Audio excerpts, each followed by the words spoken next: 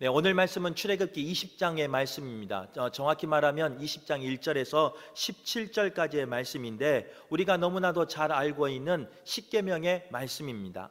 이제 우리가 십계명으로 알고 있는데 원어 성경에서는요, 하나님의 말씀이라고 기록되어 있습니다. 그래서 10가지의 계명, 좀 부담스럽지만 원어 성경에는 10가지의 말씀을 이스라엘 백성에게 주셨다는 거예요. 하나님은 이스라엘 백성을 사랑하셔서 늘 이야기하지만 애굽에서 건져 주셨어요. 그리고 광야, 홍해 그 어려움 가운데 때로는 불기둥, 구름기둥, 마실 것, 먹을 것으로 공급하여 주신 분이 여호와 하나님이셨습니다. 그리고 지난주에 이제 19장에 시내산까지 그 앞에서 정착하게 하셨고 그 시내산에서 이스라엘 백성을 인격적으로 만나 주셨습니다. 그러면서 그들과 언약을 맺으셨는데 그게 바로 시내산 언약이었습니다. 언약을 맺으시며 이스라엘 백성에게 3가지의 복을 허락해 주셨다 말씀을 나누었는데요. 그 첫 번째는 뭐냐? 내 소유가 되게 하여 주시겠다라고 축복하셨고, 제사장 나라가 되게 하여 주시겠다 축복하여 주셨고, 세상 많은 민족 가운데 거룩한 백성으로 구별되게 하여 주시겠다 축복해 주셨습니다. 그리고 그 축복을 누리기 위해서 이제 20장으로 넘어오면 이스라엘 백성이 어떻게 살아야 하는지 10가지의 말씀, 10가지의 계명을 주셨다는 거예요. 그것이 바로 우리가 잘 알고 있는 십계명의 말씀입니다. 우리의 삶 가운데 이 십계명을 다시 한번 상고할 때 나는 하나님 앞에 그 말씀을 준행하고 있는지, 그 말씀을 기억하고 있는지 꼭 나의 삶을 돌아볼 수 있는 복된 시간 되시길 바라겠습니다. 그러면 이 십계명을 어떻게 지켜야 될까? 첫 번째로는요, 하나님과의 관계에서 지켜야 한다 이렇게 말씀하고 있습니다. 이제 주석학자마다 이 십계명을 10가지의 말씀을 나누는, 구분하는 방법이 틀립니다. 어떤 분은 3부류로 나누는 분도 계시고 어떤 분은 2부류로 나누는 분도 계신다는 거예요. 하지만 정통적인 신학적인 해석은요, 모세가 2개의 돌판에서 이 계명을 받았기에 십계명을 2부분으로 나누는 것이 전통적인 해석입니다. 그래서 그 전반부는요 1부터 4계명인데 바로 나와 하나님과의 관계에 대해서 이야기하고 있다는 거예요. 우리가 잘 알지만 제가 한번 읽어드리도록 할게요.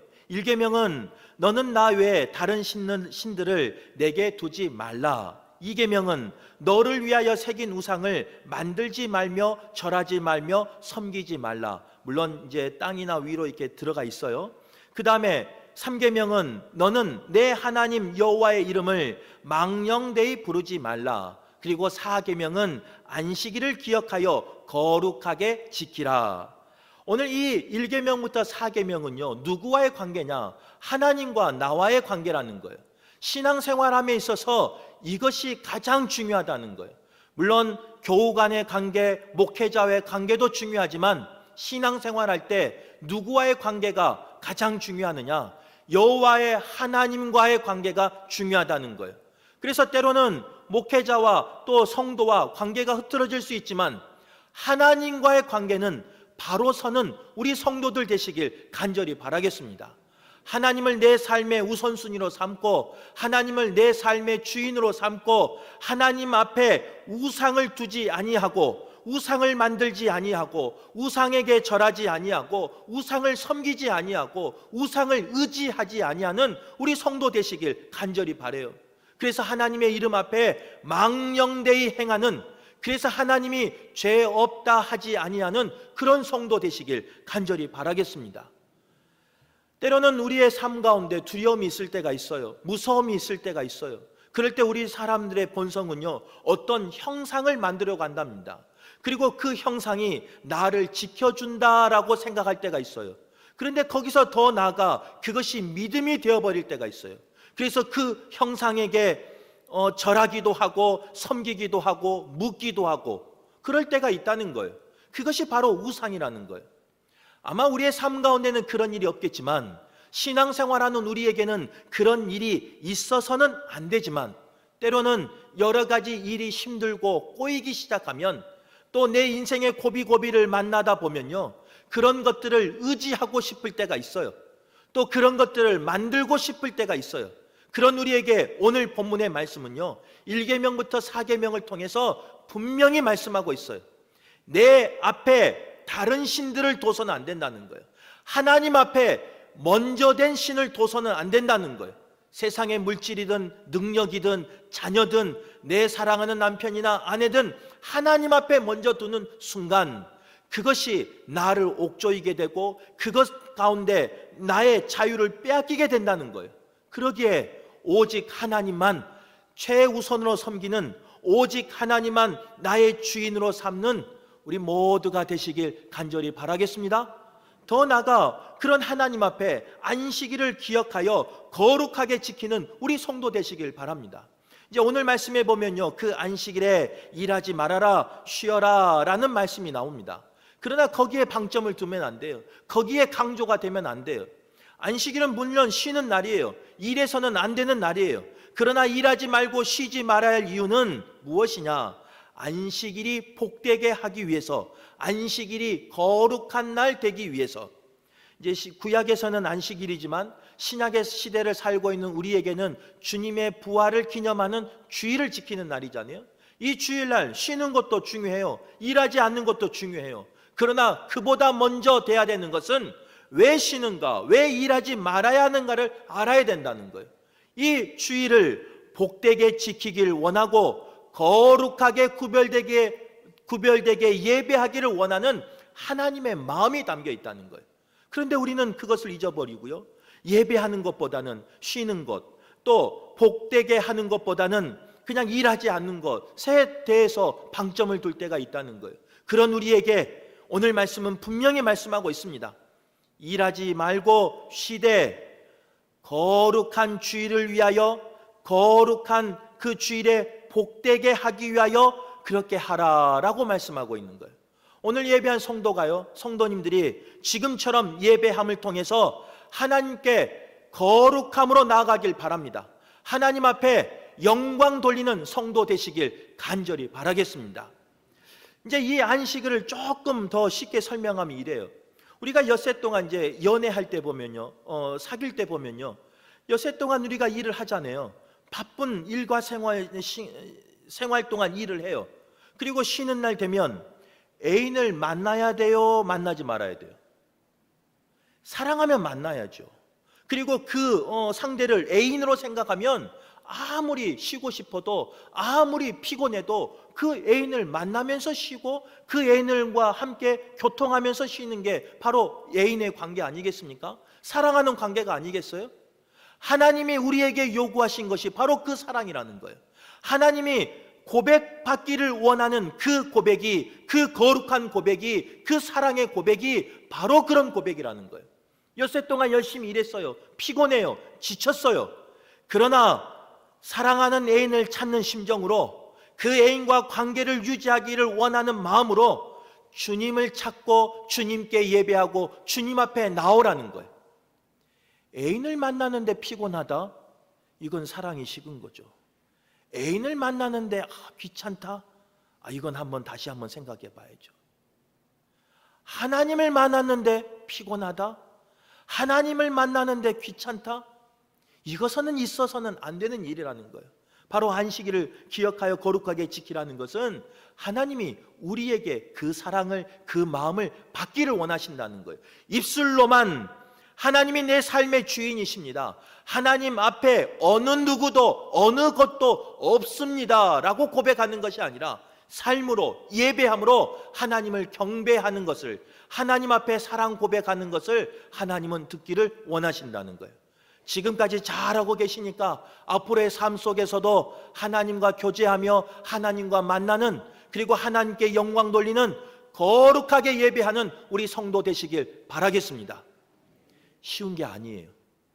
우리가 지금 이제 올해가 이제 교회력으로는 이번 주가 마지막이에요. 교회력으로는. 그리고 이 원력으로는 다음 달 한 달이 남았잖아요. 올해도 11개월이 다 지나가요. 이번 주면 1년이 52주인데요 52주 동안 주일 예배 드리는 게 쉽던가요? 어려워요. 내 몸이 건강하지 않으면 드리고 싶어도 드릴 수 없는 게 주일 예배예요. 하나님 앞에 예배하는 거예요. 내 가정에 문제가 없어야, 내 가정에 급한 소식이 없어야 하나님 앞에 나올 수 있는, 하나님 앞에 예배할 수 있는 그 은혜를 경험하는 거예요. 그래서 하나님 앞에 기억하여 거룩하게 예배 드린다는 것은요, 복이에요. 하나님이 나에게 건강의 복을 주셨기에 예배할 수 있는 것이고, 하나님이 우리의 가정 가운데 평안을 주셨기에 예배할 수 있는 것이고, 하나님이 나에게 필요한 것을 공급하여 주시고 채워주시고 인도하여 주시고 건져주시고 구원하여 주셨기에 예배할 수 있는 거예요. 그런 은혜가 지금까지 임했다면 앞으로도 그런 은혜 가운데 거하시는 성도 되시길 간절히 바라겠습니다. 두 번째로 십계명은요, 사람과의 관계에 대해서 이야기하고 있다는 거예요. 5계명부터 10계명이 바로 사람과의, 이웃과의 관계입니다.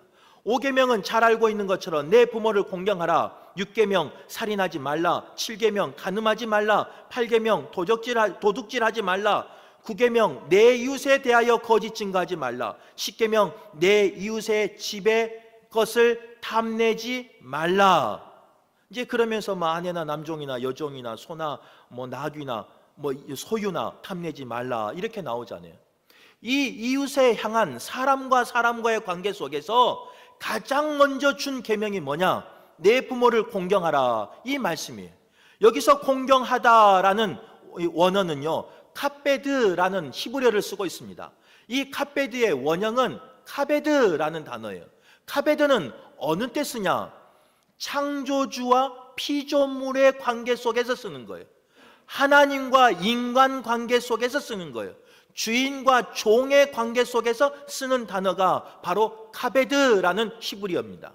그런데 레위기, 신명기, 민수기에 보면요, 하나님과 우리 사회의 관계를 설명할 때 여러 가지 카베드를 요구하실 때가 있어요. 창조물인 우리가, 피조물인 우리가 창조주인 하나님 앞에 카베드하라, 성경책은 분명히 기록하고 있어요. 당연한 거죠. 그런데 이 카베드가 사람과 사람 관계 속에서 쓰일 때가 있는데, 그곳이 어디냐? 바로 내 부모를 공경하라 해서 공경할 때가 카베드를 쓴다는 거예요. 다른 사람과의 관계 속에서 카베드를 쓰지 않아요. 성도와 목사 관계 속에서 카베드하라 성경은 말하지 않아요. 제사장과 그 백성들 관계 속에서 카베드하라 그렇게 말하지 않아요. 성도와 성도 관계 속에서 카베드하라 그렇게 말하지 않아요. 아내와 남편 관계 속에서 카베드하라 그렇게 말하지 않는다는 거예요. 오직 카베드는 하나님에게만 쓰는 단어고 부모님에게만 쓰는 단어라는 거예요. 자식된 우리가 부모들을 공경할 수 있기를, 카베드할 수 있기를 간절히 바라겠습니다. 왜 아멘이 작아요? 부모님이 안 계실 수도 있는데, 부모님이 계시다면 카베드 하셔서 약속 있는 그 첫 계명의 복을 누리시는 우리 성도 되시길 간절히 바라겠습니다. 살인하지 말라, 간음하지 말라, 도둑질하지 말라, 내 이웃에 대하여 거짓 증거하지 말라. 이 계명이요, 어떻게 보면 당연한 것처럼 느껴져요. 그러나 이 계명을 내 삶 속에서 지킨다는 것은요, 어려울 때가 많습니다. 차문인 3번이면 살인을 면한다 그러잖아요. 오직 그런 일이 많으면 그렇게 말하겠습니까? 살다 보면 절대 그런 생각을 가져서는 안 되지만 그런 생각이 들 때도 있다는 거예요. 그렇게 미울 때가 있다는 거예요. 그런데 그 미운 사람이 저 멀리 있는 사람이 아니에요. 나와 관계없는 사람이 아니에요. 죽일 정도로 미운 사람은 누군지 아세요? 죽일 정도로 가까이 있는 사람이에요. 안 그래요? 맞아요. 집에 가서 생각해봐요. 저 멀리 어디 우리 성도하고 목사 관계 속에서 저 죽이고 싶어요, 누가? 그런가 보네요. 그분은 저하고 가까운 사이예요. 멀리 있는 사람, 관계 좀 먼 사람, 이웃, 뭐 친척, 아이고 믿긴 믿지 죽이고 싶지는 않아요. 그런데 죽이고 싶은 사람은 어디 있어요? 우리 집에 살아요. 그게 인생이에요. 그게 삶이에요. 그런데 우리가 그 죽이고 싶은 사람, 내 가까이 있는 사람, 제가 누구라고 말하지 않았어요. 절대 이러면 안 돼요. 왜 저만 그래요? 잠깐.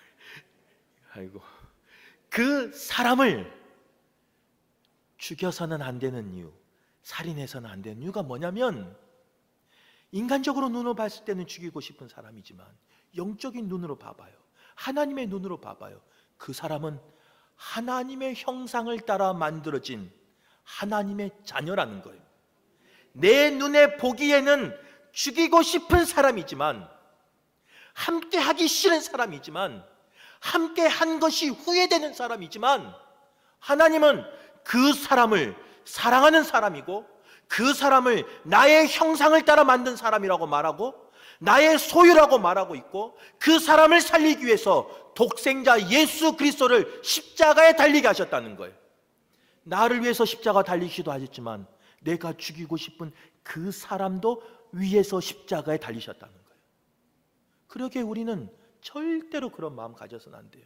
그것은 내가 하나님이 되는, 내가 창조주가 되는, 내가 하나님의 그 선을 넘어버리는 그런 죄라는 거예요. 생명은 누구에게 있느냐? 하나님에게 달린 거예요. 내가 마음대로 하는 게 아니에요. 아무리 미워도, 아무리 죽이고 싶어도 그 형상을 바라보며 하나님 앞에 모든 것을 맡기는, 그래서 하나님의 복을 누리는 성도 되시길 바랍니다. 7계명 간음도 마찬가지예요. 하나님이 우리에게요, 하늘에 있는 그 천국을 경험하기 위해서 작은 것을 선물했답니다. 그 작은 것이 뭐냐? 가정이래요. 그런데 그 가정이 천국 되기를 원하고, 그 가정이 화목하기를 원하여서, 그리고 그 가정을 통해서 하나님이 배설하신, 하나님이 준비하신 천국을 경험하라고 우리에게 가정을 주셨는데, 그 천국을 깨는 가장 쉬운 일이 뭔지 아세요? 간음이라는 일탈이랍니다. 일탈 정도가 아니죠. 간음이라는 죄래요. 간음은 뭐냐? 몸은 가정에 있는데 마음이 다른 곳에 있는 게 간음이에요.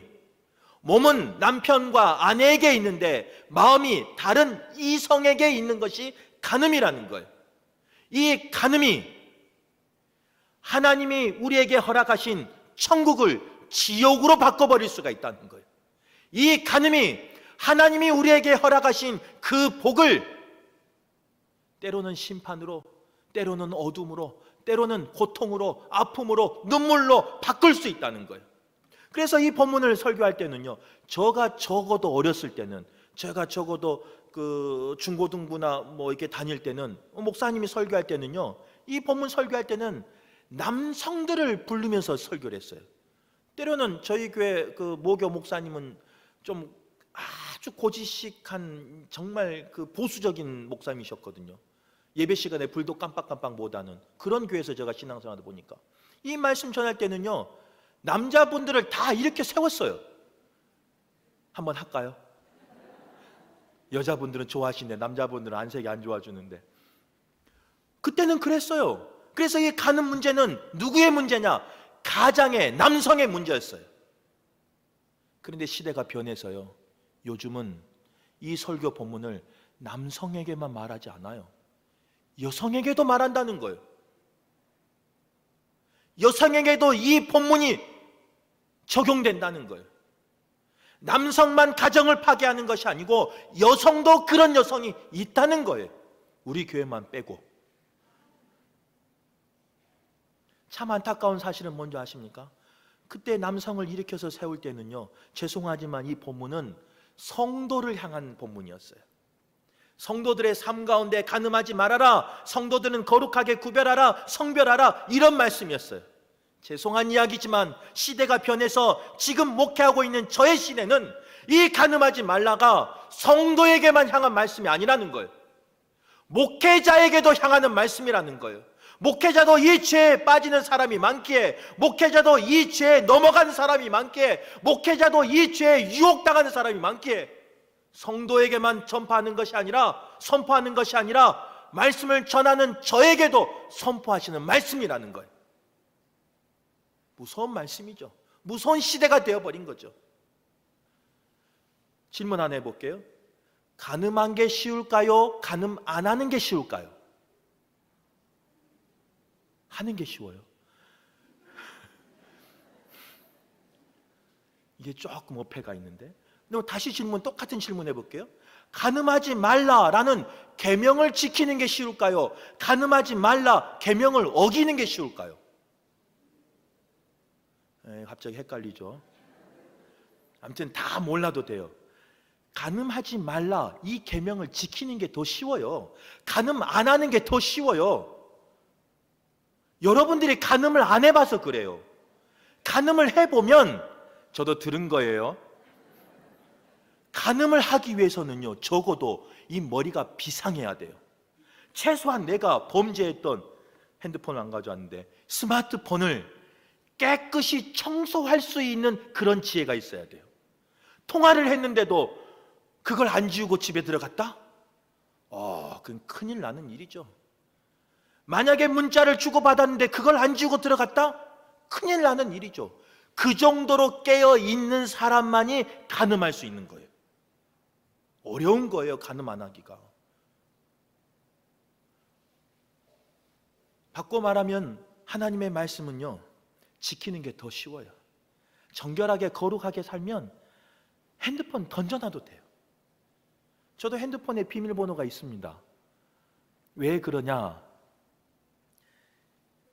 교적이 들어있기 때문에, 우리 성도들 신방 내용이 들어있기 때문에 혹시 분실되면 삭제되라고 번호는 넣어놨어요.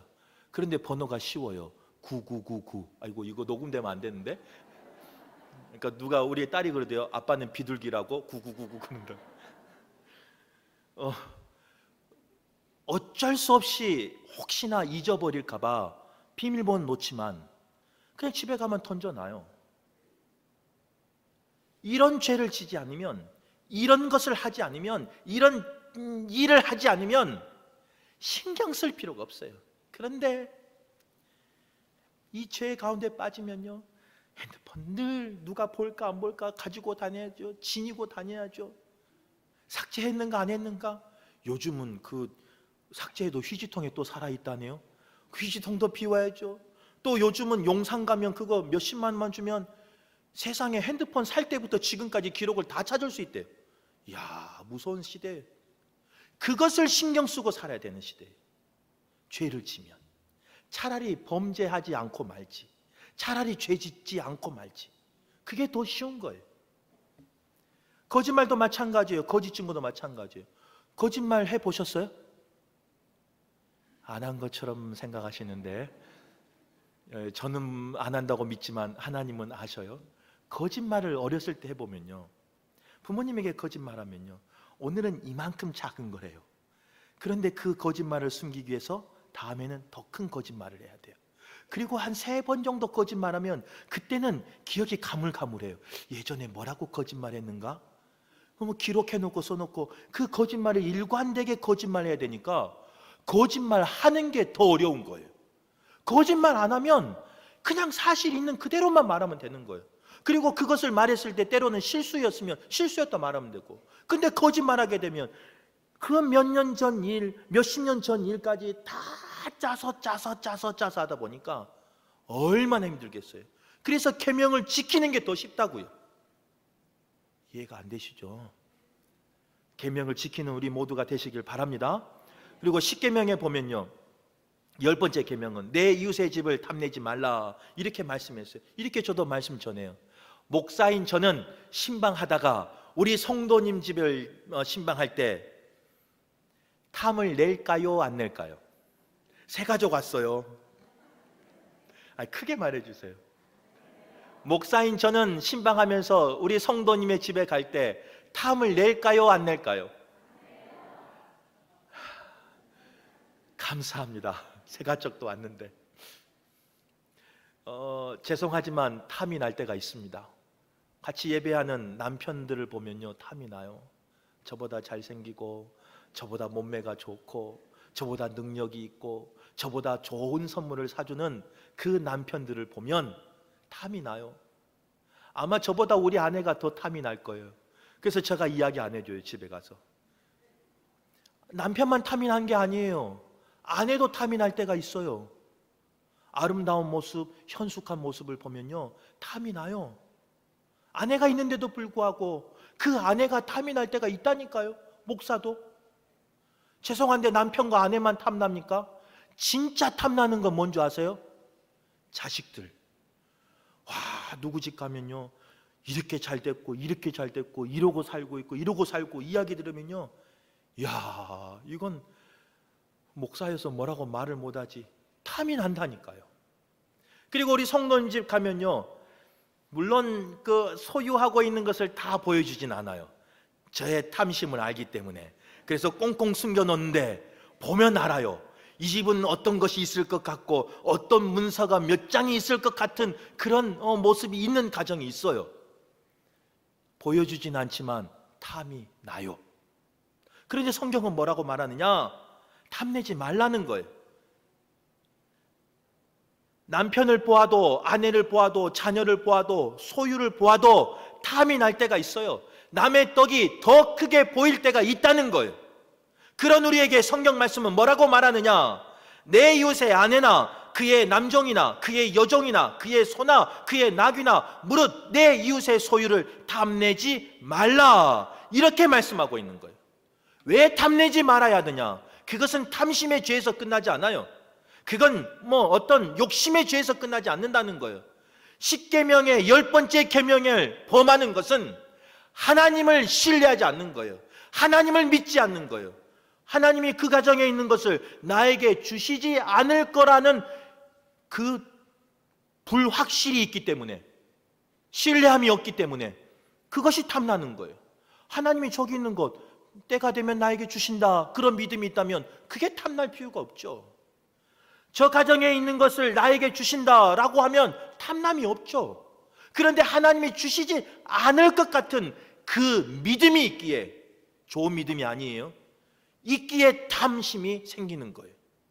즉, 이 10번째 계명을 어긴다는 것은요, 그냥 욕심에서 끝나지 않아요.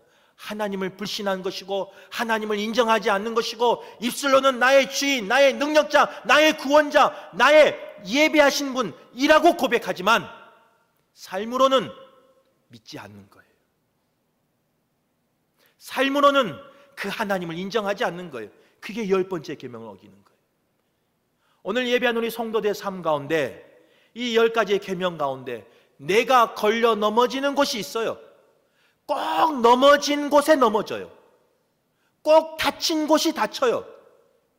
이 계명 가운데 하나님이 내가 넘어가기를 원하는 것, 내가 승리하기를 원하는 것이 분명히 있을 거예요. 나에게 말씀하신 것이 있을 거예요.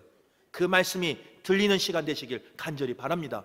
그리고 그 말씀을 이기는 성도 되시길 간절히 바랍니다. 그 말씀을 아는 데서 끝나는 것이 아니라, 듣는 데서 끝나는 것이 아니라 내 삶 가운데서 보존하며 내 삶 가운데서 준행하며 지키는 우리 모두가 되시길 간절히 바랍니다. 그래서 우리의 가정이 천국이 되시길 바라고, 우리의 교회가 천국이 되시길 바라고, 우리의 교회를 통해서, 가정을 통해서 우리 민족이, 세계 열방이 하나님이 허락하신 그 천국을 맛보길 간절히 바라겠습니다.